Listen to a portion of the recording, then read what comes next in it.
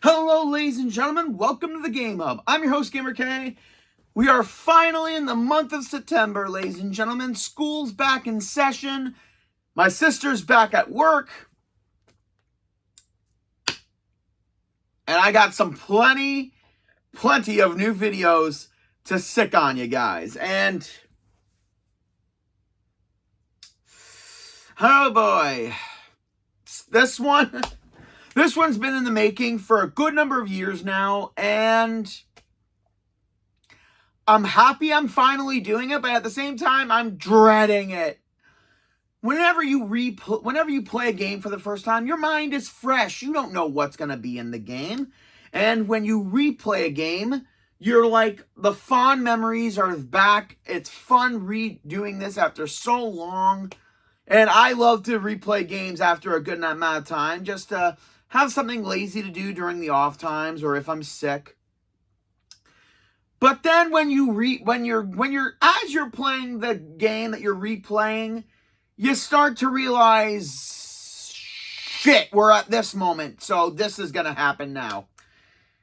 So yeah, right now these are all my top 13 irritating game sections. Basically sections in a game that once you get to it, you're like, it's either annoying because of gameplay wise, aesthetic, the environment, or it's just something that really gnaws at you and it's annoying to do because it happens either so often or a difficulty spike will hike up. Now, some of these will be like main story stuff. The other ones will be either side objectives or mini games or something along those lines. And rules again. 1, this is my list. These are my opinions of what I consider annoying. So yeah, these will again be all my opinion, but I've seen a lot of other people complain about these sections in games. I mean, some of these can be skipped and you don't have to do them, but some of them will also, for grinders who love the challenge and try to do everything in a game, it gets them more annoying. Rule 2, one irritating thing per game series, just like all my other top 13s. And 3, I'm judging these on either how challenging they are and how long it takes for it to get on your last freaking nerve. So, what better way to start off the September month with, since it's back to school, it's time to school a lot of people with these top 13 irritating game sections. And why top 13? Because here at the Game Hub, only the odd can be number 1.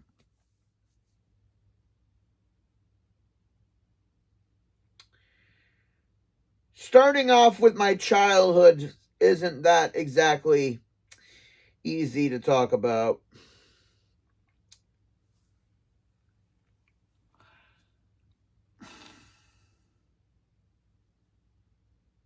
Yeah. I loved the Fairly Odd Parents video games. Shadow Showdown and Breaking the Rules were so fun, and I'm hoping we will be getting a remaster for them, considering SpongeBob has gotten one. Although, to be fair, I'm still waiting for Lights, Camera, Pants to be a thing. Remastered. But I digress. And a lot of sections, especially back in the day, gameplay-wise, some of the levels of Breaking the Rules weren't that great. And that can be said for a couple of the levels. But the one I'm going for is after we complete Timmy's Room section, which is basically the Crimson Chin level, the Squirrely Scouts episode, the Vicky virus, the bathroom. We get to go into the downstairs into the living room and get 3 new levels. And one of them is surprisingly interesting concept, but I'm talking about the school episode, Bad Luck 101, where Vicky is forcing us to go to school on a Saturday. Because, sure. And Vicky gets a whole bunch of bad luck, and during this game, because she owns the rules, anytime she says, I wish for something, it will happen. So she wishes Timmy gets all the bad luck, which results in 3 anti-fairies coming up and destroying the school, basically, creating obstacle courses of bad luck, walking under a ladder, spilling salt, cracking a mirror, and the whole level is just annoying. I mean, it's interesting, it's a fun concept, but there are main issues at this level. For one thing, all the wishes are a pain in the ass, from spring boots for the obstacle course to rocket-powered jet boots, so you go through a forced perspective where you gotta jump all the tables and dodge every obstacle in order to progress. And then there's the other 2 parts of this level that I disdain. One, as much as I love him, Crocker serves no freaking purpose in this. What's he doing at the school on a Saturday anyway? It gives us these forced stealth sections with the crocometer. If it's green, we're safe. If it's yellow, no. And if it's red, run. Well, actually, you can't run because that's when Crocker finds you. So you gotta sneakily get the wish stars during the sections, and yeah. Oh, and we'll also capture the anti-fairies with this magic horseshoe, where we will zap them, but we have to do a stupid minigame of dodging the obstacles as they try to run. Picture the way you capture ghosts in Luigi's Mansion, but with worse mechanics and even worse handling. Bad Luck 101 is at the bottom of this list because, as annoying as it is, this is for a kid's game, it is a reasonable thing. But if they just tweak it a little bit in a remaster, it would be a little bit better and most likely be off the list. But yeah, Crocker serves real no purpose here. The anti-fairies don't really do that much in terms of just creating obstacles for you. And there's... Actually, yeah. Oh my God. All the boss fights are in Timmy's room, and there are no boss fights in anything in this. Wow, I didn't really notice that until just now. There are no boss fights in the downstairs levels. What a ripoff. Number 12 is one I find very annoying. And it, just like Bad Luck 101, this is a mandatory story mission. So I'm going to take a drink to prepare myself for this and enjoy the music.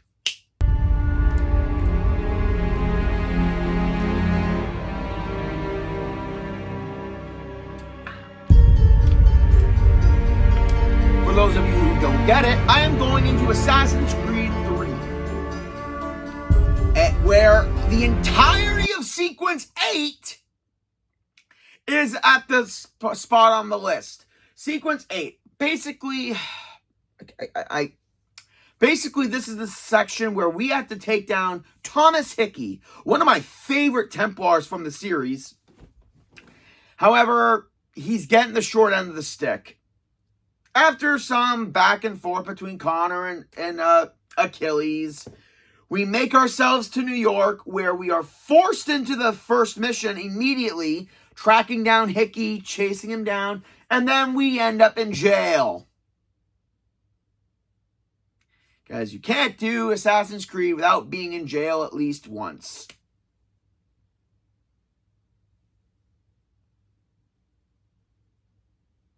Actually, yeah, good majority of that. Almost every Assassin's ever has actually been in a prison at one point or been in a jail cell.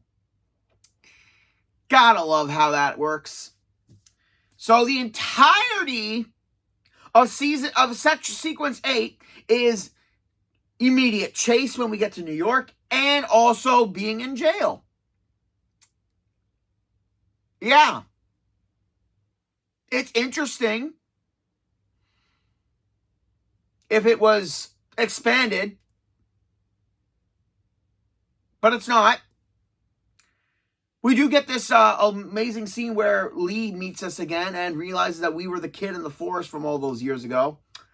And then the whole final of it, the execution of us and the attempted murder of Washington. We have to take out Hickey before he takes out Washington. And all we're given is our trusty tomahawk. But what makes that final mission worse is the fact that for a 100% achievement, and I'm one of those guys, we have to make sure both of Washington's bodyguards are alive. Because Hickey will kill them. And there are goons in our way, so we really have to be on track. And then we kill Hickey. We get one of my favorite White Room scenes in the entire series. And yeah.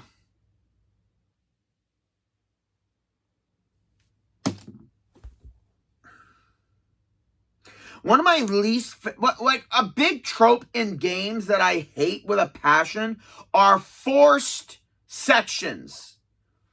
Okay, I'm not using the right word, but basically in the story, when we are forced into a new area and we're given no time to explore, we're immediately thrusted into a forced scenario and an area that will never return. Much like in Watch Dogs 1, where we do that prison section, we don't do anything there ever. So, yeah, we're at New York, immediately thrust into the main mission, and then we spend the entire section in prison, and then the final of it. It's, in concept, it's good. It's a good idea, because Hickey does skeet by getting off scot-free once in a while, but we don't really get more information or anything. I mean, we were never going to get more information out of Hickey because of his explanations later on. But at the same time, it's not the worst. There are worse on this list. And honestly, again, if it wasn't for Thomas Hickey's amazing character, or lack thereof, and his great speech to Connor, this would have been a little bit higher. But there are things that are a lot worse. So let's get to it. It sucks when something that's so annoying can be in one of your favorite games. Though I never thought you would become a victim of this. Bowser's Inside Story, one of my favorite, if not my favorite, Mario and Luigi game. Dream Team is a close second, and maybe Brothership 2 when it comes out. Now, there are a lot of moments in this game that can either be annoying, like the giant battles, maybe. And I played the original version, not the remastered version. So, yeah, blowing for fire attacks does get a little annoying. But I'm talking about, and I can't believe this is actually what's on here, the mini games inside of Bowser. Yes, some of them are that annoying. I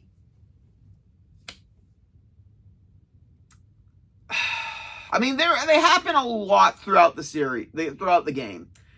We get the rhythm one where we have to use Bowser's arm muscles. We have the leg muscles where we have to bounce and get the right brother in time in order to, before we're pushed off a cliff or whatever the scenario. We have to do that irritating beyond all belief eating mini game where Bowser has to eat a carrot within a certain amount of time, and you got to pay attention and you tap the carrot bits, which again is still annoying because if you're not paying attention, it will take forever and the timer will run out and you basically got to do it all over again. There's the gut one where we have to hit the colored balls and we only get 3 health in order to make Bowser grow. In-queue Power Rangers joke there. What else? Oh, right, we get that one near the end where we are in Bowser's ball mode and we're going up the to hit the piranha plants and then also attack Dark Bowser in a way.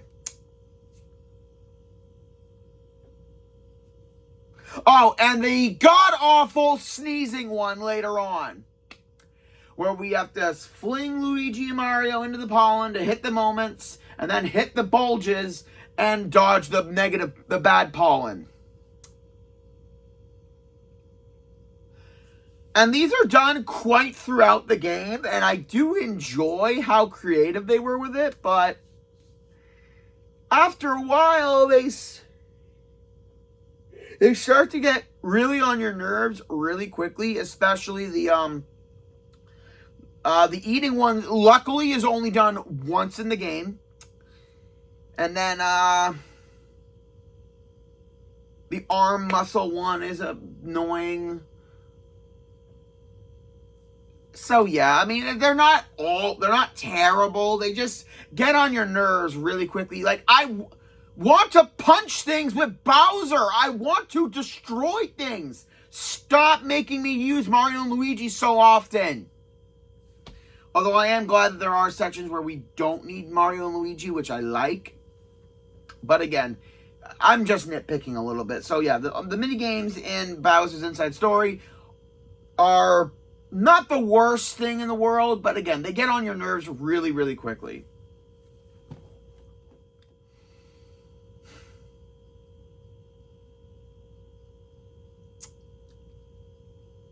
I can't believe I'm still talking about this. Yeah. Okay.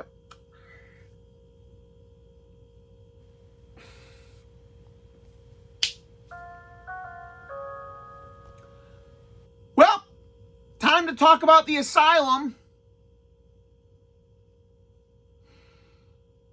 As much as I love Batman Arkham, the asylum gave me some of the worst chills when I was younger. I mean, the game came out when I was going into high school, and I still loved it, but I don't like scary shit. And I didn't know how bad this was going to be.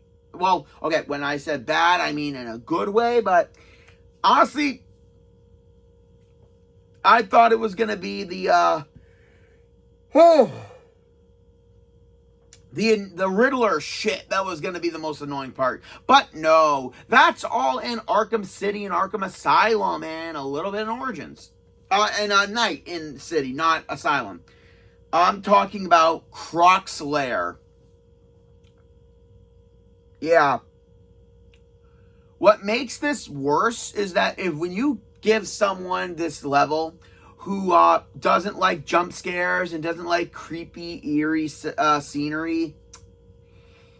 Yes, and also when I have to play it with the lights on, especially when it's nighttime. Yeah. I mean, I know like nothing really bad will happen except I will die, but it's still eerie.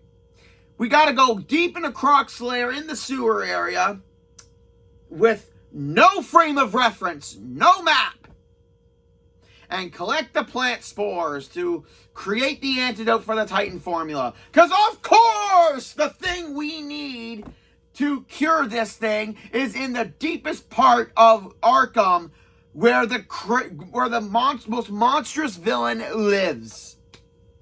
Or that he made his lair. Yay.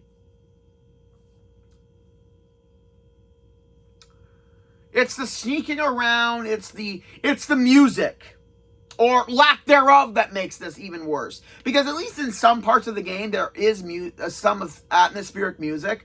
But in Croc's lair, it only happens when Croc appears and he's chasing you. And, I mean, one quick batarang will stop that. But at the same time, it's the lack of music. And it's the eerie sewer sounds of the...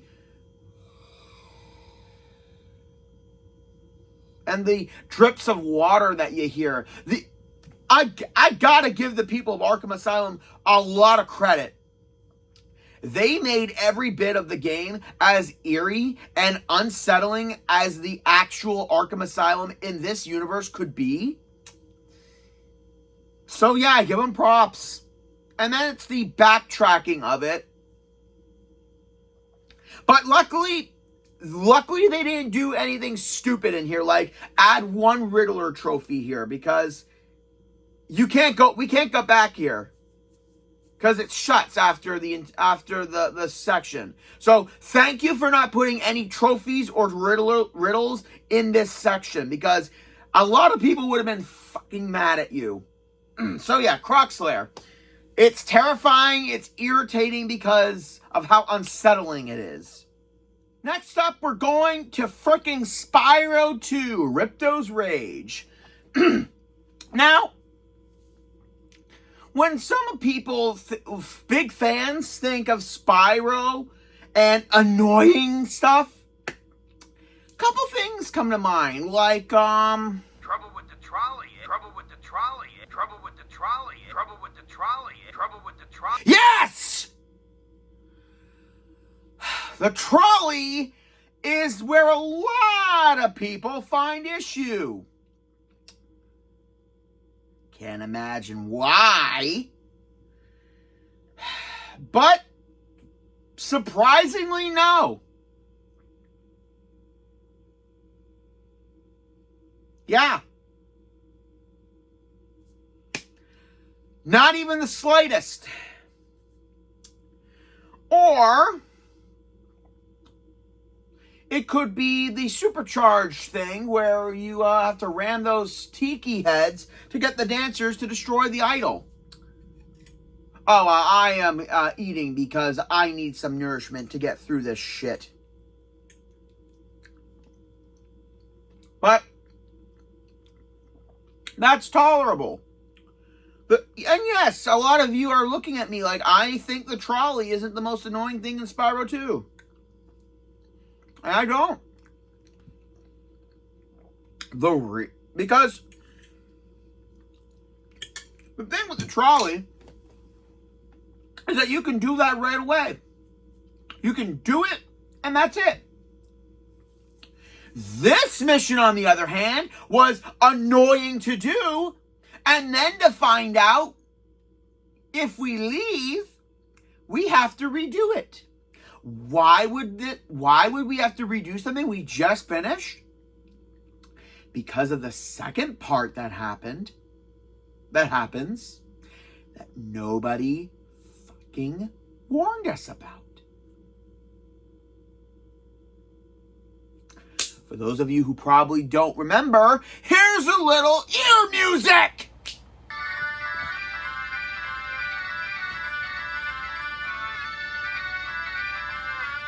Had enough? Good! I am talking about the escort mission in Fracture Hills! Oh yeah, guys!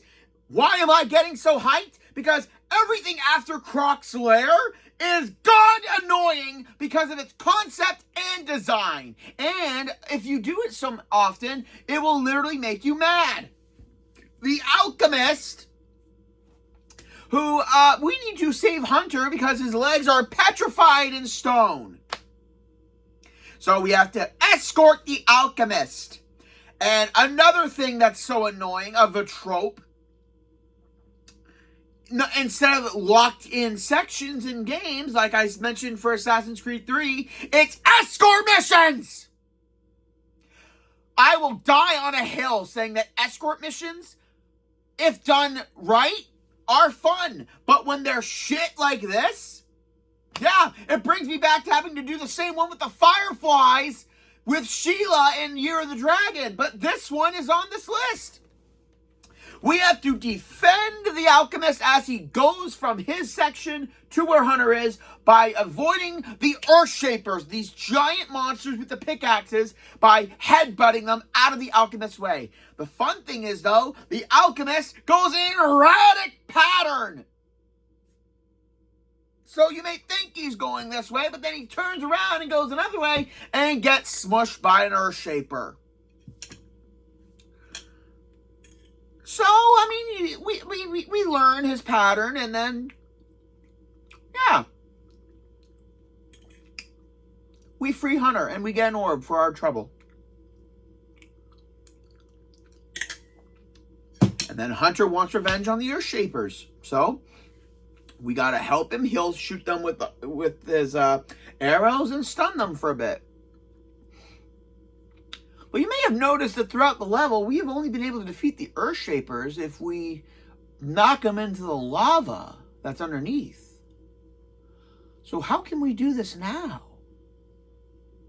Oh, wait, we have to wait till we're at the final hub world, learn Head Bash from Moneybags, and then go back. Yeah, once the Earthshapers are stunned, we go up and Head Bash them to destroy them. But we can only do that once. So, for many of us who didn't have YouTube playing this game back in the early 2000s, we had to go do the entirety of the Alchemist Escort again because it doesn't save our spot for side missions. So, yeah. That sucked. This potato salad is delicious, though. Good food, sucky side mission. Continue. Okay. This one is as annoying as it is to do, as it is ridiculous that there's no consequence. As this video has been released, Epic Mickey Rebrushed is out. I most likely won't get it. So yeah, annoying things from Epic Mickey games are kind of a handful. Because depending on your actions, you will get different pins, you will get different rewards, different circumstances, and then you can never backtrack in this game, which is something they changed in Epic Mickey 2. Yeah, throughout Epic Mickey 1, when you go throughout the majority of the adventure levels, you can't backtrack. So any side quests or items that you didn't get, look over every area because you cannot backtrack. Especially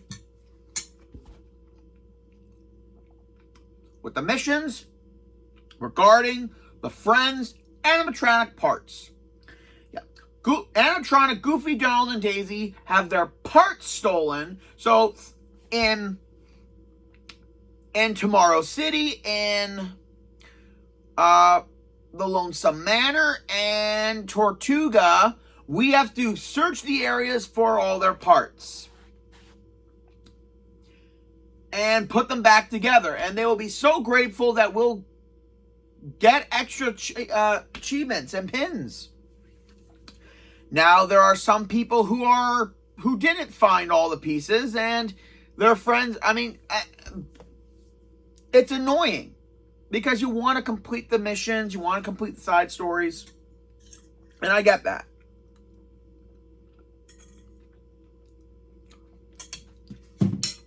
It is annoying having to find them all, but that's side quest stuff in a nutshell. What really bugs me about it is the fact that if you miss a couple parts, there is no penalty. You can go to a shop and get replacement parts. You'll have to pay tickets for them, but you can get the parts you missed.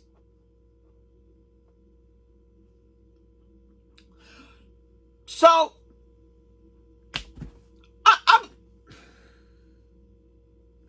So you tell us that we have to save them by getting their parts in these sections where we cannot return to. It's a one-shot deal. And if we fail, they have to stay stuck in those head things. But if you go to the shops, you can purchase them.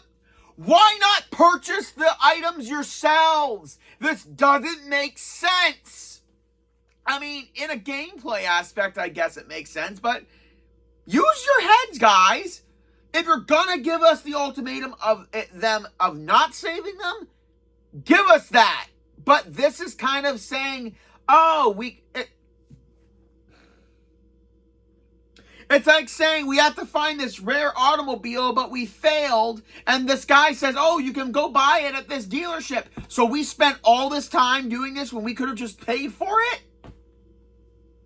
You see my point? It takes the risk and the consequence of not doing your due diligence out the window. I mean, of course, some of the parts are pretty expensive with tickets. So unless you've been bilking up tickets this entire time, yeah, I mean, it's not as annoying as the Fractured Hills part, but this is still pretty annoying to me. Like, you take all the risk and reward out of it by giving us the option to purchase the parts. Although I do like that they wait until after we come back in order to do that, so they can justify what parts we missed and what we can't, and all that stuff. So I get it. But you know what? Epic Mickey, instead of doing a rebrush, how about you give us a number 3 that we were promised? Huh?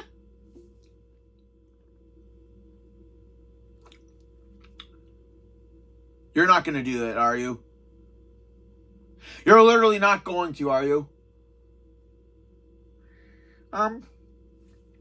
You know what? I'm just going to, yeah. Let me know when it's done! Let the music move you. You can do it. Don't be shy, let the music inside and dance, dance, dance. Is it done? Ah! Why, Why, Square Enix? Why would you do this to us? Atlantica from Kingdom Hearts 2. Why? Did you think that, oh, what was the first game missing? A musical section. Well, let's remedy that. You gave the worst. Okay, second worst because, yeah, I forgot Deep Jungle existed. Giving us the worst world in number 1, a new design idea? And this is what you fucking gave us. Okay. Oh my god.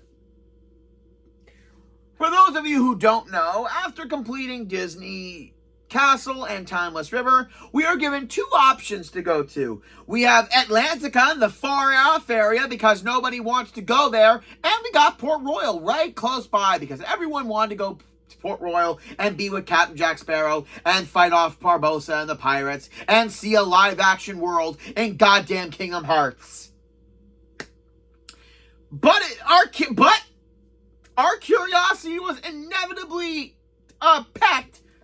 So we go right to Atlantica afterwards, thinking that this was going to be amazing, and maybe they can fix the controls and the combat system that was in Kingdom Hearts 1. Well, our big shock, because we don't get any combat in this level, or traversal most of the time. And also, why bother having us go to Trident's fucking throne room? You basically made a level with 2 sections. But it's a musical section, where it's a button QTE section, where we have to get a certain score in order to progress. and it gave us songs that like what you just fucking heard. Also gives us whole Part of Your World, Under the Sea, and then 3 original songs. This is where you put your time into? I mean, it doesn't sound that bad, right, guys? It is.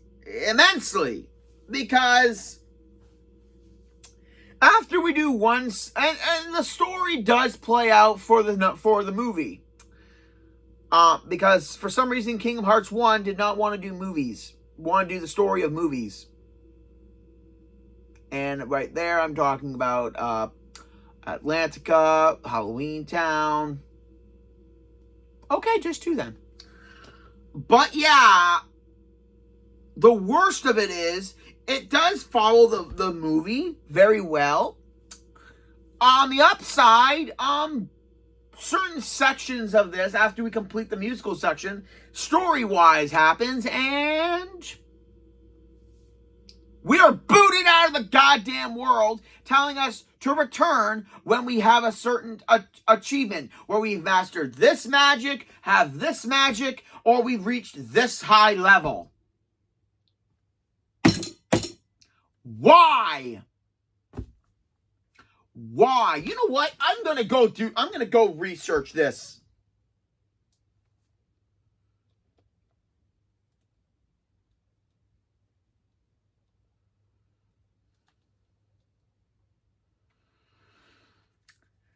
Because we're booted out.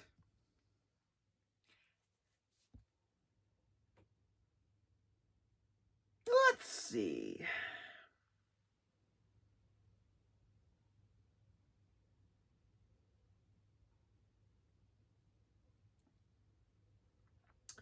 So,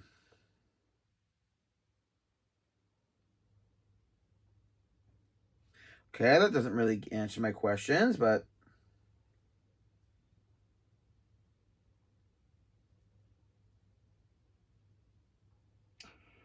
I mean, again, one thing I love is that unless you want to complete every world, Atlantica's not really that much of a requirement, but at the same time, it is. Oh, my stomach. I think yelling about all this stuff is making me hurt my stomach a bit. So anyway, in order to get the first one, when we come back,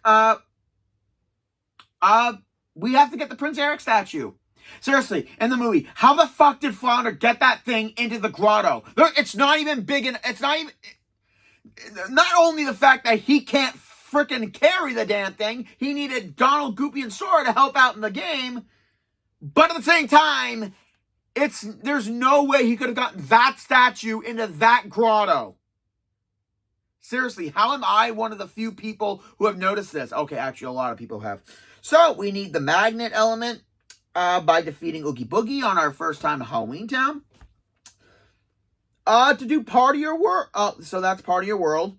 And then to do Under the Sea, we have to have our drive gauge at 5. So, we have to defeat the hostile program at Space Paranoids before we can complete that. Ursula's Revenge, we have to get the magnet upgrade by defeating the Grim Reaper in Port Royal, second visit.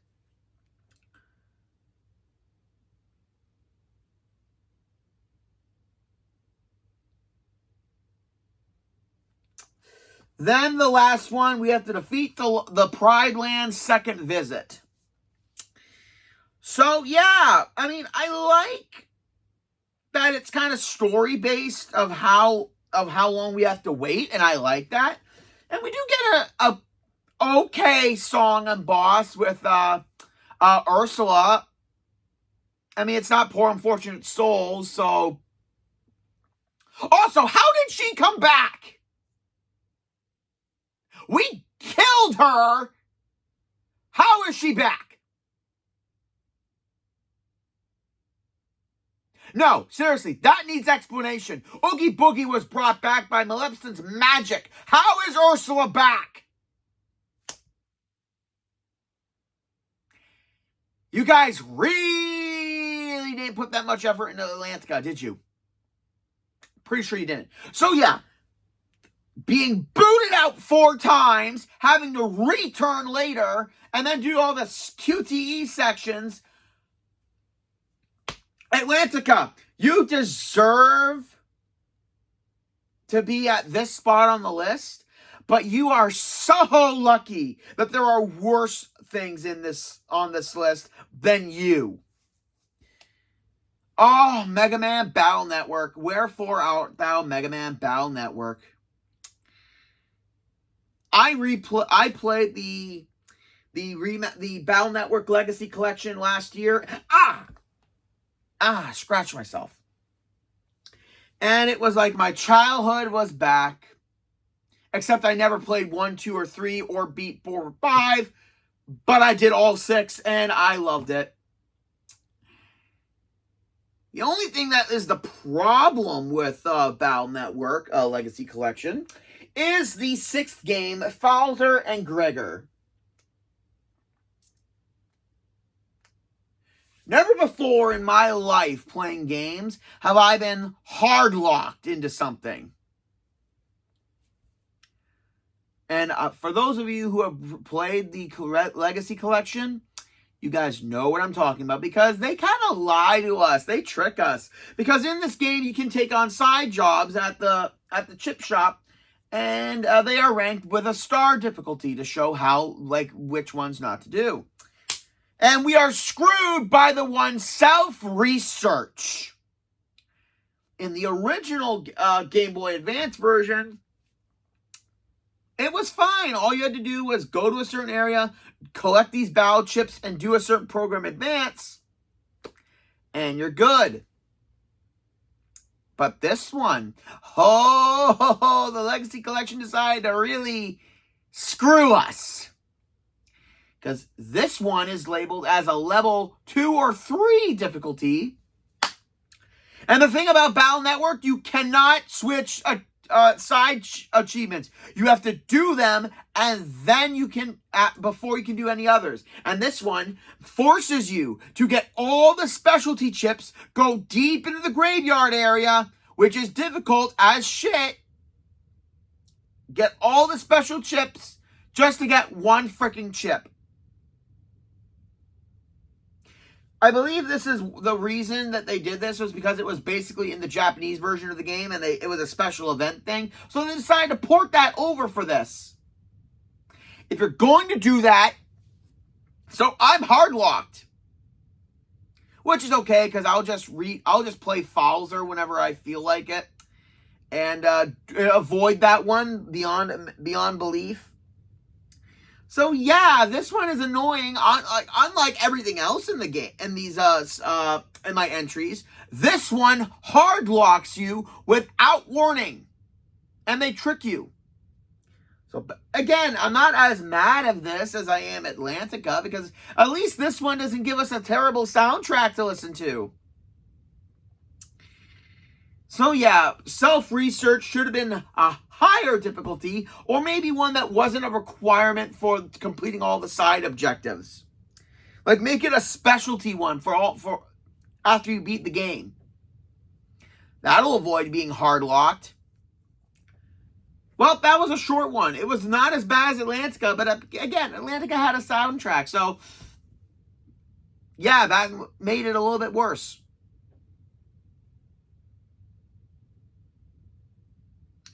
I had to open my big freaking mouth, didn't I?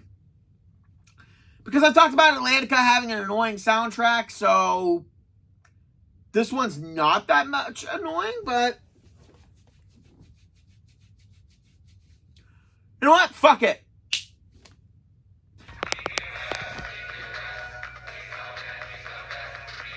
Not gonna lie, I can't get enough of No Straight Roads. I mean, I've only played it once, and I haven't played it since I got it, but goddamn is it a game that deserves a lot of praise. There are so many indie games that had so much heart and passion that are getting snubbed and forgotten in favor of the games that are big freaking disasters. And the one section of No Straight Roads that I thought deserved to be on an irritating list is the DK West sections. The first one is, I mean, I talked about DK West during my gimmick bosses list because he's definitely a gimmick boss. You have to avoid the bulls during the rhythm section as we rap and everything, and then we have to damage him by hitting the hands of the shadow by doing movements. But that was a small thing. Until we get to the two other parts of it, which are not mandatory. But if you want to get the achievements and complete everything, then yeah, you got to do it. And the first one was easy. Second one was starting to get on the verge of difficult. The final DK West section in No Straight Roads is by far something that is so hard-lockingly annoying that it's all downright impossible unless you're good. Because you gotta really, really move, and some of them come at you so much faster that it's almost impossible to do it right. I was stuck on this for so long, and I was not budging until I beat him. I even had to get my sister to try to help, and Ed to help. But the thing about my sister and E, they suck at rhythm games. Okay, to be fair, my sister sucks at games in general. And E sucks at rhythm games regardless. So I was desperate. I had to look up if there was a way to beat it. And then someone gave me a cheat code. During the sections where DK West is rapping and the bulls are charging at you, if you hit the main menu button, if you hit the go home button for the PlayStation's main menu, and then you go back to it after a while, you skip that whole section of doing the bulls and you just go right to hitting DK West. Is it cheating? Kind of. Is it necessary that he found this? Yes, because it's hard enough of the concept that they did it, but to make it so god-awful hard for the final one, I get it, but at the same time, come on, give us a little leeway. So yeah, DK West, he is our man, and this, he's not the worst of these irritating sections.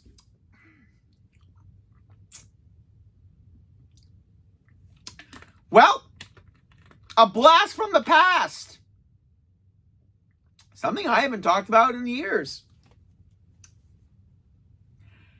The Nancy Drew series. I played a good number of a couple of the games,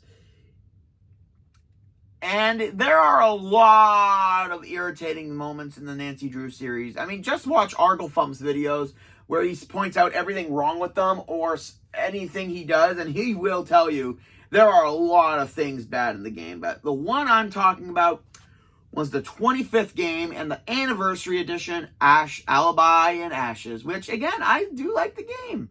I do like the villain. I think they're very clever. I like the whole story.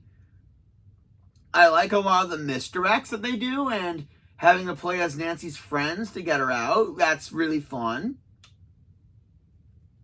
What I don't find fun, if you haven't paid attention from my Killer Croc thing, I don't like sewers and I don't like mazes.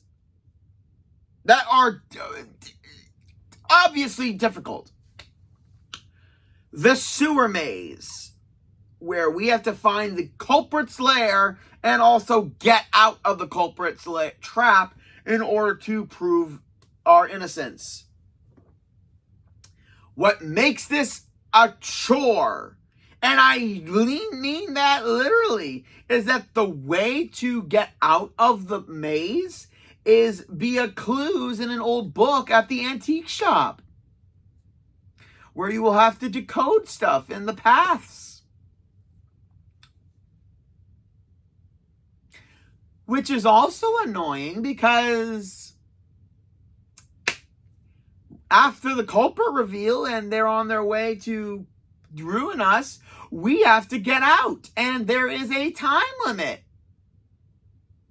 I don't like time limits with shit like this, especially when it's nothing I can really do about. What makes it especially hard is that the sewer maze is different depending on the difficulty that you chose. That's right. If you can't decide on what to do for a maze section, you just make it random depending on the difficulty of your gameplay.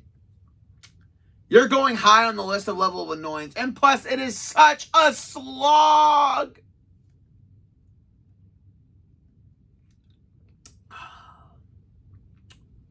Thank God I don't drink. But yeah, the sewer maze in Alibi and Ashes is literally one of the worst maze sections I've ever played in a game. And one of the most irritating finals ever. Like, yeah.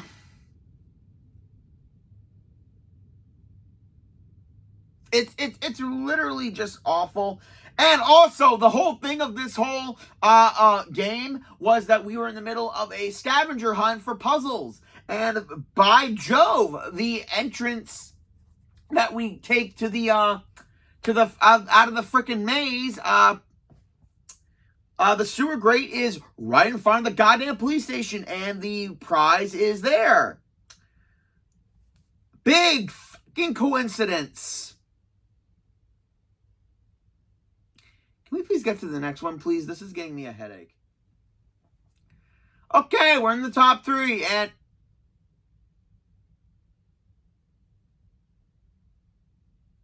why do I feel like something's watching me?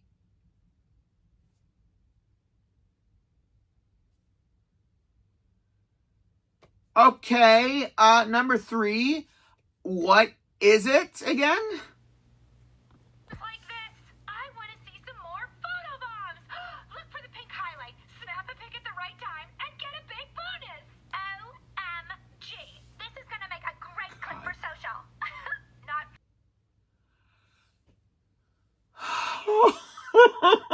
Okay, yeah. Screwball from Spider-Man, The City That Never Sleeps, DLC. Why? Isn't it enough that Josh Scorcher had to talk about her for his annoying bosses list? Now I gotta talk about this shit. Okay, fine. Wait a minute, was she even on the list before that list came out? Okay, so she was on my list before that whole video. Oh. This list is exhausting. Almost as exhausting as Screwball. She's one of Spider-Man's, I want to say, newer villains. Basically, she's an internet troll, an internet celebrity who's finds it fun putting people in danger for the views and her fans and the attention.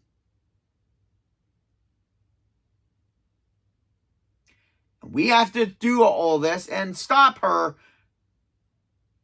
destruction and madness. It's all while we defeat her henchmen.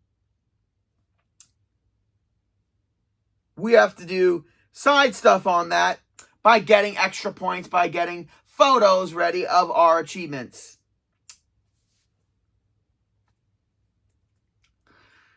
So an annoying supervillain who's trying to become famous, and we have to fight their fans. Screwball, are you just a lower-end copy of Deadpool from Shattered Dimensions? I'm going to go with that. What's worse about Screwball is that her voice is one of the... I mean, okay, again, I'm one of those people who hates the character and will love the voice actor or the actor. I cannot hate an actor. But she did a good job of becoming annoying, so I give you props. Screwball is literally one of the most annoying characters ever created. And she demands a photobomb thing every time we do something. Where we're traversing, where we're disabling bombs, where we're defeating her henchmen. And that's it. No, I'm not forgetting anything. No. Okay, fine. She's out throughout the DLC. There's 3 episodes in this DLC, and she appears in all of them. And it's not until the last one that we actually get to finally just track her down and stop her as she's hosting a party for herself.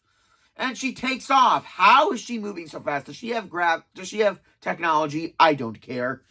And as we chase her, we have to dismantle her bombs, which is a good quick time thing where we have to do the buttons and get rid of them, all while we're doing photo bombs. And these are mandatory, unlike in the other sections of the DLCs. And the worst part is, if we don't do the photo bombs in time and disarm the bombs, we lose and we have to restart. We lose track of her, we have to restart. So it's kind of a balancing act. So if if you've been getting good by these sections of the game, by the skin of your teeth, you're not going to be doing so. Practice, practice, practice. Although I can happily say that Screwball is now officially canceled, and if she returns in the future games or the DLC for the Spider-Man 2, you better hope it's not as annoying. Okay.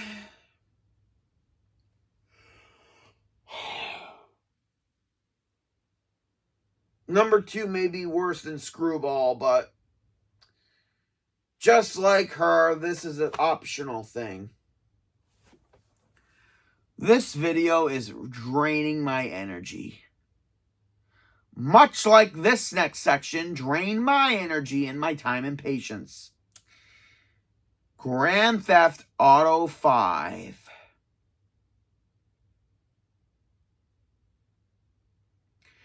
Never did I think something could be more annoying than some of the stuff I've played recently. But it's still not number 1. Number 1 goes to something special that is a mandatory thing, and it's even more annoying.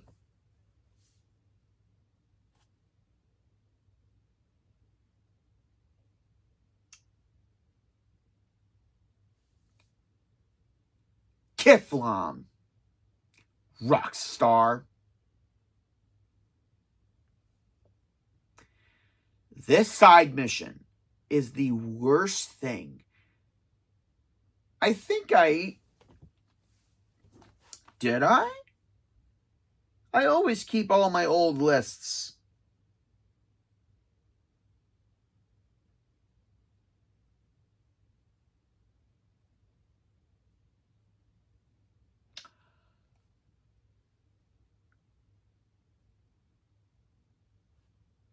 Six years ago, I didn't even put this as my worst my worst list for missions for Grand Theft Auto 5. I didn't even put this on the list. I guess I didn't do it at the time. Oh God. XIII is a side mission that can only be done with Michael. So, and what prompted us to do this? Just fucking curiosity. XIII is with the Epsilon Project, which is this cult that demands people to give them money. And you can make donations in 500 or 5,000 increments. And while a lot of side missions of the Freaks and Geeks, Strangers and Freaks, side mission set within the game. This one is one of the longest, and it's the one that takes so much time. So Michael joins the cult and does a whole bunch of things in order to gain enlightenment. Why was this not a mandatory thing and we got to take down this fucking cult? I made a list of the requirements that you have to do for this side mission because I honestly forgot about it. And after remembering, after writing this down, I got so mad. I got annoyed because of all the memories that happened. We don't even get to shoot anything. If you guys thought Hang 10, my worst Grand Theft Auto 5 mission, was awful, this has to be the worst side mission. And I'm including finding all those serial killer things and getting all those fragments in the submarine with Michael. I just find it funny that Trevor's the only one that has no boring side missions. Okay, except for shooting down all those realtor signs. So, 1, open up the Epsilon webpage on your phone and do the evaluation. Doesn't matter. Your answers don't really fucking matter. It's just for whatever. 2, go to a location that's given to you and go back to the website and donate $500. 3, wait 24 hours since your donation. You can obviously skip time and everything, so it doesn't. And then donate $5,000. So right after you donate $500, you have to wait a whole day and then donate $5,000? Okay. Find and deliver 5 vehicles. You are given the locations, and then you just got to bring them to a location. Find 3 alien artifacts using a Geiger counter thing. I don't know. And then make 2 $5,000 donations. So, aside from delivering vehicles and looking for these artifacts, we've already donated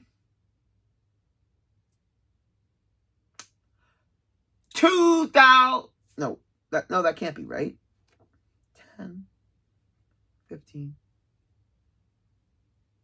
$20,000.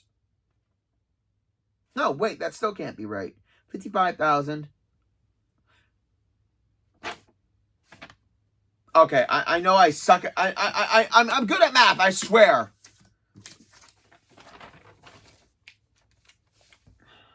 $500.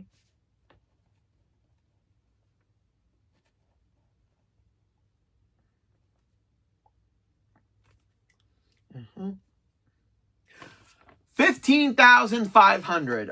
There we go. That's the amount. I'm good at math, I swear. Oh, God, that really bugged me for a bit. 1 sec. And then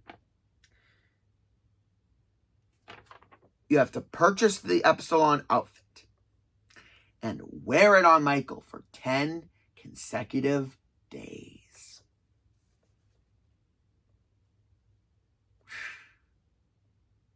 What? Obviously, you can skip the time and, you can die in order to make time go by. And then you have to deliver a plane to the airfield.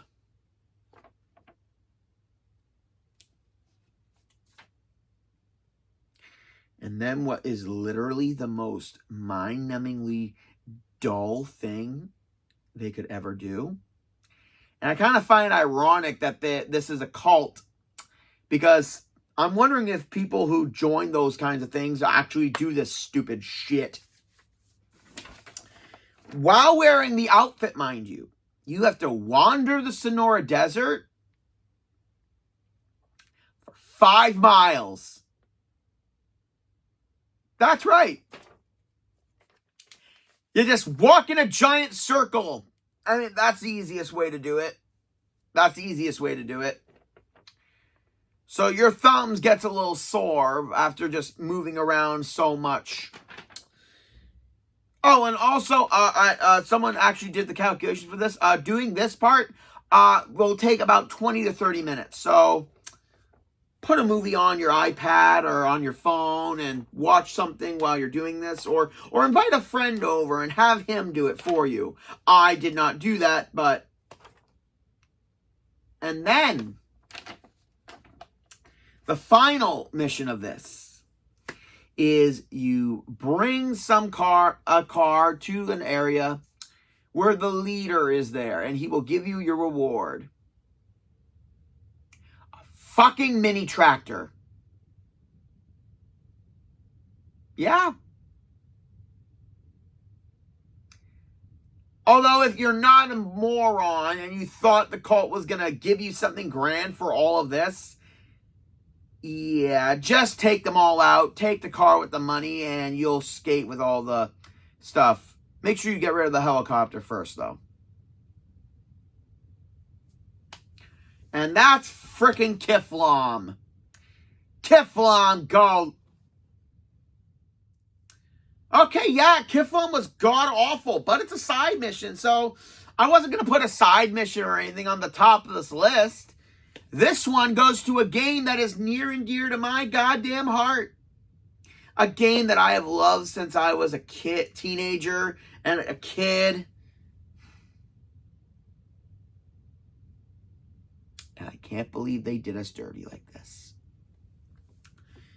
Oogie's Revenge has the most irritating thing in a game that I've ever played, because it is a main game section. Now, it's not going to make me as angry as Kiflam did, or Screwball, or The Maze, or Self-Research, because all of those are okay, except for Sewer Maze, that's mandatory. But this is still irritating to no end, especially when you're younger. So, after putting the holiday doors into the sections on Spiral Hill, we are thrusted into the chapter, The Hinterlands, which are the tree maze, where in the sections we have to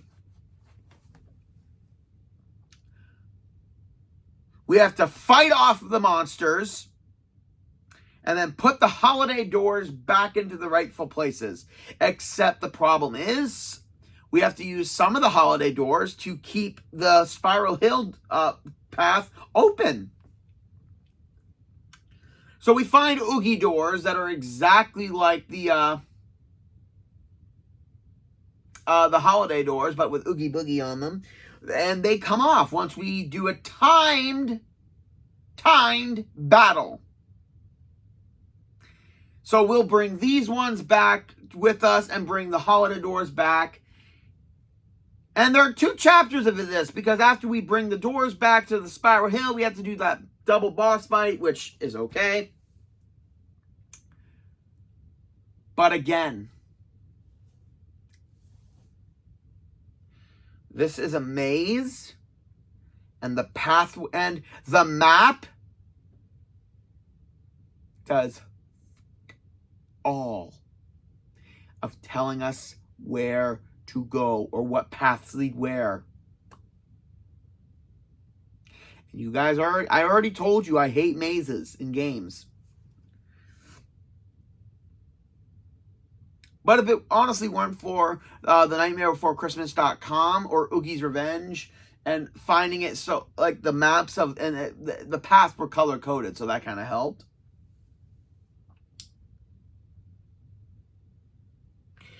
But it's still annoying because the enemies are constant and the timed battles can be challenging.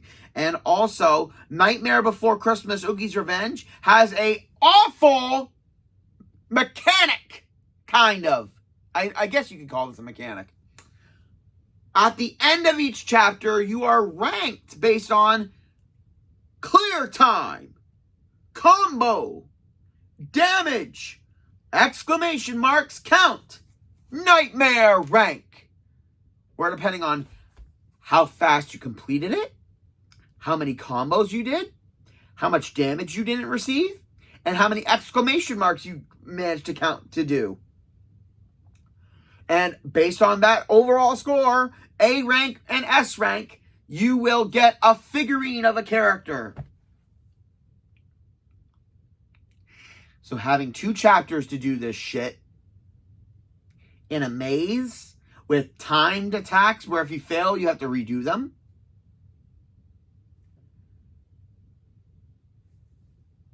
Yeah. It makes you really frustrated. And I am wondering if we get an Oogie's Revenge remaster, how they're going to really give the finger to someone making an achievement for getting S rank and everything. I mean, yeah, as you go through the game, some stuff will make it better, like with the abilities that you gain and the upgrades. It will make the fights a little bit easier. But this is a late game thing, and no amount of upgrades will make the maze section any better and make it any more irritating. And I'm wondering why most times when it's a bad list or anything, I'm usually screaming at this point. But this list is exhausting. Everything on this list was exhausting to do and remember. And Kiflom and Screwball and The Maze and Self-Research and Atlantica and Fractured Hills basically made me exhausted. So, yeah, the Hinterlands Maze, the worst thing, the most irritating game section in any video game I've ever played. That's it for this list, ladies and gentlemen. I hope you guys enjoyed the list. And oh my god, it's good to be back in September, but it's kind of exhausting at this moment. Like, comment, subscribe down below, and join me next week where I venture off into more sequel ideas where we head back with the Assassins to see if rumors of the next new game, if all roads do in fact lead to Rome. This is Gamer K, logging out.